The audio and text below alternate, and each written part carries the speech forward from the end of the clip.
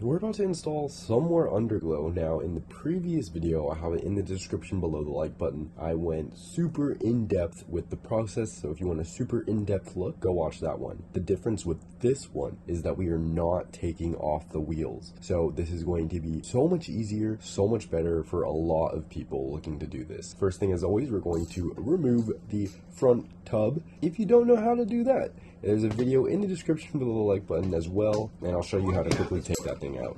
After you get that done, step 2 is going to be to test the LEDs. You want to make sure all of them work. So you can see that it is tapped into the 16-volt battery, and then it's grounded right behind it. So just notice the wire going to the positive post and then one going to the ground. Next, we're going to start removing the clips from the wheel well. It is easier if the car is jacked up. We're going to do that eventually, and that's here. Make sure that you use your Tesla pucks. I don't know what he was checking for. We had our Tesla pucks. It is time to drill. Make sure before you start drilling, you actually have your LED strips lined up to where you want to put the holes. Notice the tape that I have on them. It's because I lined them up and I taped them to the top. I only pulled it down when I knew exactly where I was going to drill into the top here. Be careful because the fan is kind of right above this. Not really. Just don't drill too deep. You're fine drilling in here as long as you don't drill too deep and you kind of keep it more towards the front. If you want, you can take the clips off. You see the clips in the front. You can remove these clips and drop it a little bit to get a little better of a visual. But this is basically what the front is going to look like. You're going to want to drill holes on the side too, obviously to pass the wires into the wheel wells so we can get to the side. Speaking of the sides, let's look at the side. So you can see the sides. I didn't drill a hole in here right underneath the clip. I passed it through this little gap. You can see I have a bunch of silicone on there, and that's because the wires are exposed at the end of the strip, but we'll get more into that later. I have a whole section on that. You can see again, we're just passing it through that little hole right there. It's going to be tucked closer once the Underglow is actually taped onto the body. So the wiring is just going to hide inside the wheel well right there. We'll zip tie it down later.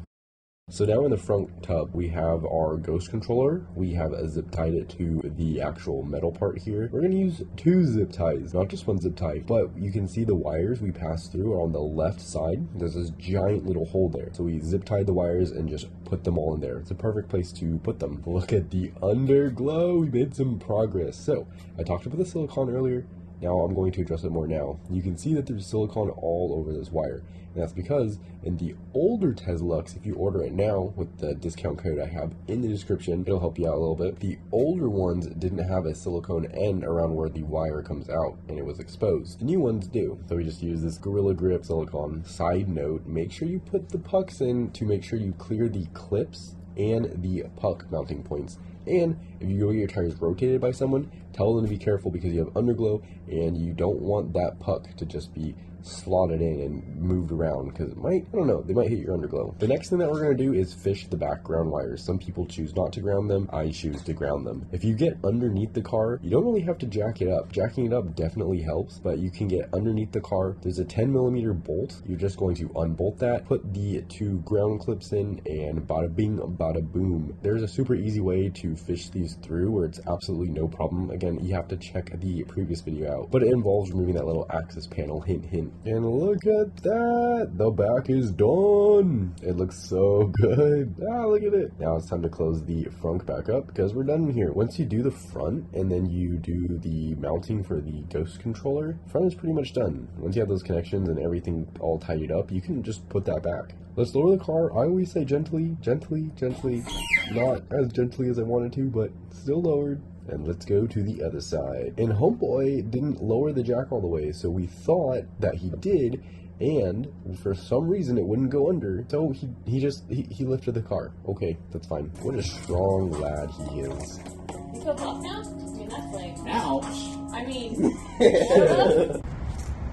So, slack here, tied here, zip tied there, zip tied here, zip tied right here, continuously zip tied, zip tied.